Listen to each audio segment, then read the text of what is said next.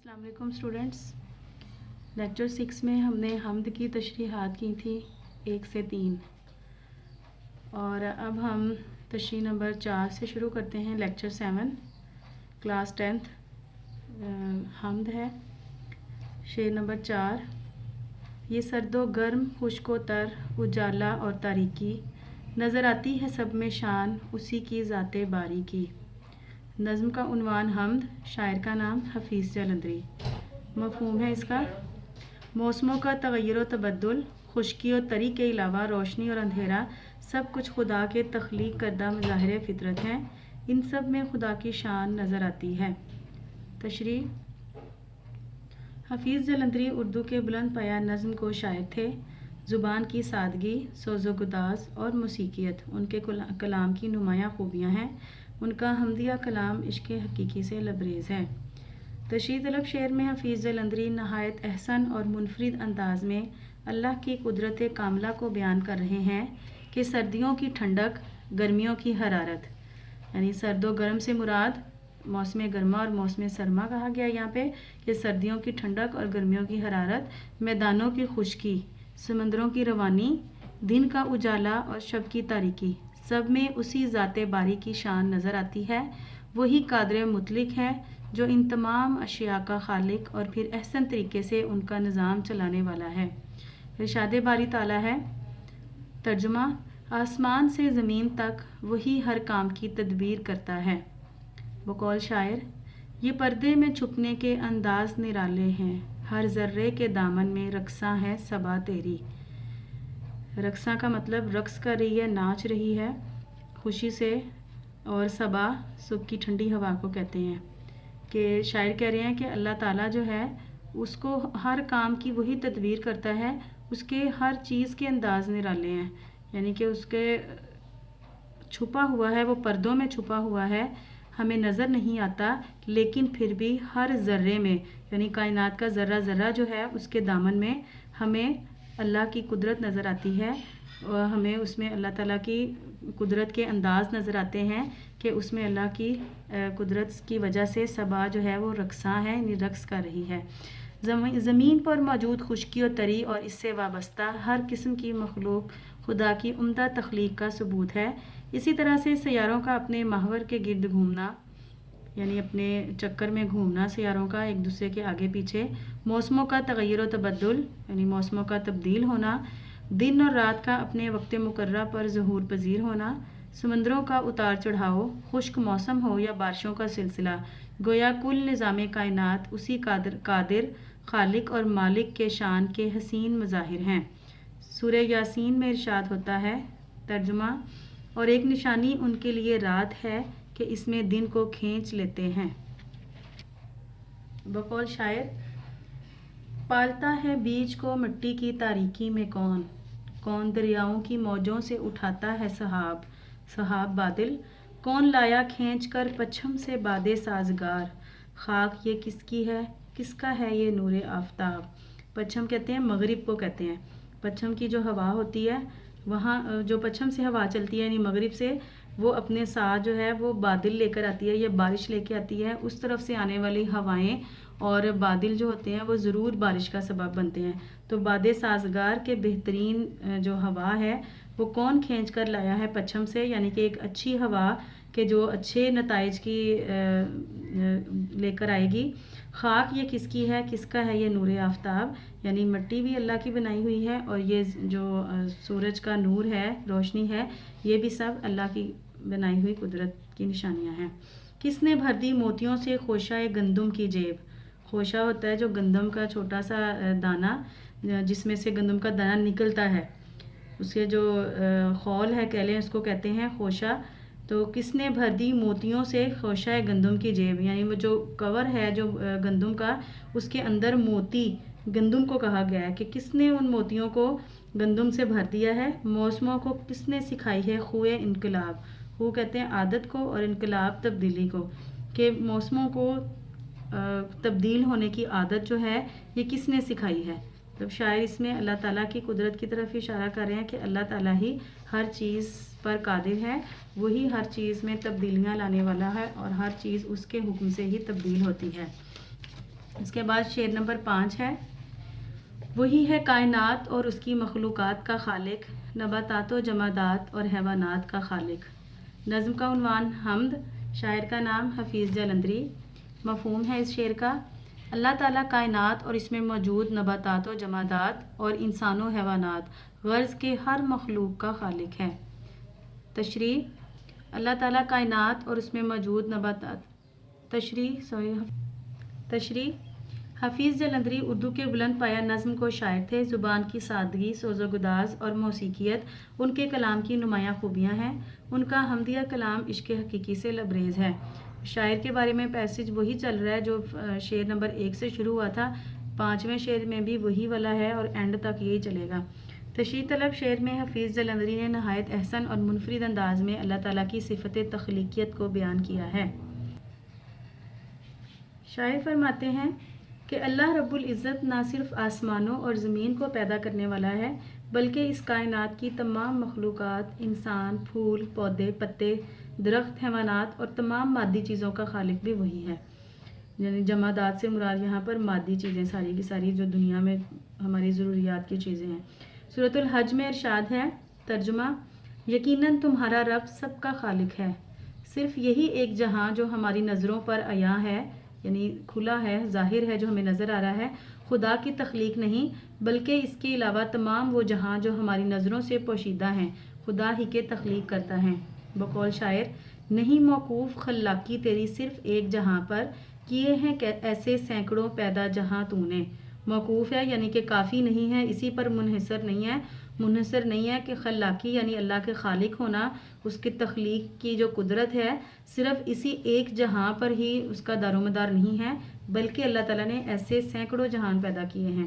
شاعر کا کہنا ہے کہ سطح زمین پر لاتعداد حشرات الارض، پرندے، جانور اور انسان اللہ کی مخلوقات ہیں جن کو خدا نہ صرف تخلیق کرتا ہے بلکہ ان کا نظام حیات بھی ترتیب دیتا ہے۔ شجر، حجر اور جن و انس بھی مخلوق خدا ہیں۔ شجر درخت، حجر پتھر اور جن و انس انسان اور جن بھی مخلوق خدا ہیں اور خدا کے حکم کے تابع زندگی بسر کرتے ہیں۔ ارشاد باری تعالیٰ ہے، زمین اور آسمانوں میں جو بھی ہیں سب اسی کے مملوک ہیں، سب اس کے تابع فرمان ہیں۔ مملوک ہیں یعنی اسی کی ملکیت میں ہیں، اسی کے جو ہے انڈر رہ رہے ہیں، یعنی اللہ تعالیٰ مالک ہے اور ہم اس کی مملوک ہیں، یعنی اس کی ہم مخلوق ہیں جو اس کے ملکیت میں آنے والے ہیں، اور اس کے تابع فرمان ہیں یعنی اس کے حکم کو تابع کرنے والے ہیں، پورا کرنے والے ہیں اس کے حکم کو۔ بقول شاعر، تو خالق ہے ہر شے کا یا حیو یا قیوم، ہر پل تیرا رنگ نیا یا حیو یا قیوم۔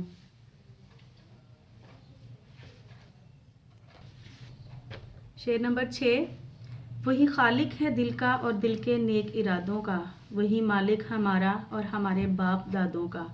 نظم کا عنوان حمد، شاعر کا نام حفیظ جلندری۔ اللہ تعالیٰ ہمارا اور ہمارے اجداد کا خالق ہے، یعنی ہمارے آباء و اجداد جو ہم سے بڑے ہیں، ہمارے بزرگ ہیں، ہمارے دل میں پیدا ہونے والے نیک عزائم یعنی ارادے بھی اسی کے تابع ہیں، یعنی اسی کی فرما برداری کرتے ہیں۔ تشریح، حفیظ جلندری اردو کے بلند پایہ نظم گو شاعر تھے۔ زبان کی سادگی، سوز و گداز اور موسیقیت ان کے کلام کی نمایاں خوبیاں ہیں۔ ان کا حمدیہ کلام عشق حقیقی سے لبریز ہے۔ تشریح طلب شعر میں حفیظ جلندری نے نہایت احسن اور منفرد انداز میں خالق کون و مکان کی قدرت کو بیان کیا ہے کہ اللہ صرف انسان کا ہی نہیں بلکہ اس کے وجود میں موجود قلب و نظر کا بھی خالق ہے۔ قلب کہتے ہیں عربی میں دل کو، یعنی اللہ تعالیٰ انسان کی نظر اور اس کے دل کا بھی خالق ہے۔ انسان کے دل میں پیدا ہونے والے تمام نیک ارادوں، خواہشات اور نیتوں کا بھی خالق و مالک ہے۔ جب ہم کسی نیک کام کا ارادہ کرتے ہیں تو ہمیں سمجھ لینا چاہیے کہ اللہ ہی ہمیں نیک کام کرنے پر آمادہ کر رہا ہے اور وہی ہمارے دل کو نیکی کی طرف راغب کر رہا ہے۔ قرآن پاک میں ارشاد ہے، اور خوب جان لو اللہ آدمی اور اس کے دل کے درمیان حائل ہو جاتا ہے، یعنی درمیان میں اللہ تعالیٰ انسان کے دل اور جو ہے وہ آدمی اور اس کے دل کے درمیان آ جاتا ہے اللہ تعالیٰ۔ شاعر کا کہنا ہے کہ ہر ایک نیک عمل اور صالح فعل کا مطلب بھی نیک عمل ہے، صالح نیک اور فعل عمل کی تحریک انسانی دل میں قدرت خداوندی کی جانب سے ہی ہوتی ہے۔ اللہ تعالیٰ نے نہ صرف ہمارا اللہ تعالیٰ نہ صرف ہمارا خالق و مالک ہے بلکہ حضرت آدم علیہ السلام سے لے کر آج تک جتنے انسان پیدا ہو چکے ہیں اور قیامت تک جو مخلوقات کرۂ ارض پر تخلیق ہوں گی سب کا خالق و مالک اللہ ہی ہے جو خالق کون و مکان ہے۔ سورۃ البقرہ میں ارشاد ہے، اے لوگو بندگی کرو اپنے اس رب کی جس نے تم کو بھی پیدا کیا اور ان کو بھی جو تم سے پہلے ہو گزرے ہیں۔ بقول شاعر، تیری صفت کے سانچے میں ڈھلا ہے پیکر ہستی، سمویا اپنے ہاتھوں سے مزاج جسم و جاں تو نے۔ اس شعر میں بھی شاعر نے اللہ تعالیٰ کی صفت تخلیقیت کو نہایت ہی خوبصورت انداز میں بیان کیا ہے کہ اللہ تعالیٰ کی یہ صفت ہے تخلیقیت کی کہ اس نے اس کے سانچے میں، سانچہ ایک ایسا برتن ہوتا ہے یا ایسی چیز کہ جس میں ہم جو چیز ڈالتے ہیں وہ اسی شکل کی بن جاتی ہے، تو اللہ تعالیٰ نے اپنی جو تخلیق کرنے کی صفت تھی اس کے سانچے میں جو ہے انسان کے پیکر ہوتا ہے پورے کا پورا مجسمہ جسم انسان کا سر سے پاؤں تک، کہ انسان کا جو پورے کا پورا جو ہے وجود ہے اللہ نے اپنی صفت تخلیقیت کے سانچے میں اس کو ڈھالا ہے، اور اپنے ہاتھوں سے اللہ تعالیٰ نے جسم و جاں کا مزاج یعنی اس کی عادات اور اس کے طریقے جو ہیں اللہ نے اپنے ہاتھوں سے اس کے اندر سموئے ہیں، اس کے اندر ان کو رکھا ہے۔ بہت ہی خوبصورت شعر ہے یہ اللہ تعالیٰ کی قدرت تخلیقیت کا۔ اس کے بعد شعر نمبر 7 شروع ہو جاتا ہے، بشر کو فطرت اسلام پر پیدا کیا جس نے، محمد مصطفیٰ صلی اللہ علیہ وآلہ وسلم کے نام پر شیدا کیا جس نے۔ آخری شعر ہے یہ نظم کا عنوان حمد، شاعر کا نام حفیظ جلندری۔ مفہوم ہے اس کا، اللہ تعالیٰ نے انسان کو فطرت اسلام پر پیدا کیا اور پھر حضرت محمد صلی اللہ علیہ وآلہ وسلم کے نام کا دیوانہ بنا دیا۔ تشریح، حفیظ جلندری اردو کے بلند پایہ نظم گو شاعر تھے۔ زبان کی سادگی، سوز و گداز اور موسیقیت ان کے کلام کی نمایاں خوبیاں ہیں۔ ان کا حمدیہ کلام عشق حقیقی سے لبریز ہے۔ تشریح طلب شعر میں حفیظ جلندری نے نہایت احسن اور منفرد انداز میں انسان کی تخلیقی فطرت کا تذکرہ کیا ہے کہ تمام انسانوں کو اللہ تعالیٰ نے اسلام کی جبلت اور خصلت یعنی فطرت سلیمہ پر پیدا فرمایا۔ جبلت بھی عادت کو کہتے ہیں اور خصلت بھی عادت کو کہتے ہیں، تو اسلام کی خصلت کیا تھی، عادت کیا ہے کہ فطرت سلیمہ یعنی نیک فطرت، نیک جو فطرت پر اللہ تعالیٰ نے انسان کو پیدا فرمایا ہے، یعنی انسان پیدائشی طور پر اسلام کے حقیقی اقدار لیے ہوئے اس دنیا میں آتے ہیں، اور پھر ان کے والدین پر منحصر ہے کہ وہ انہیں مسلمان بنائیں یا غیر مسلم۔ کائنات کے ہر فرد کا فطری دین اسلام ہے، پھر یہ انسان پر ہے کہ وہ اسلام پر کاربند رہے یا نہ۔ حدیث مبارکہ ہے، حدیث مبارکہ کا ترجمہ ہے، ہر وہ بچہ جو پیدا ہوتا ہے وہ فطرت یعنی فطرت اسلام پر پیدا ہوتا ہے، یہ اس کے والدین ہیں جو اسے یہودی، عیسائی یا مجوسی بناتے ہیں۔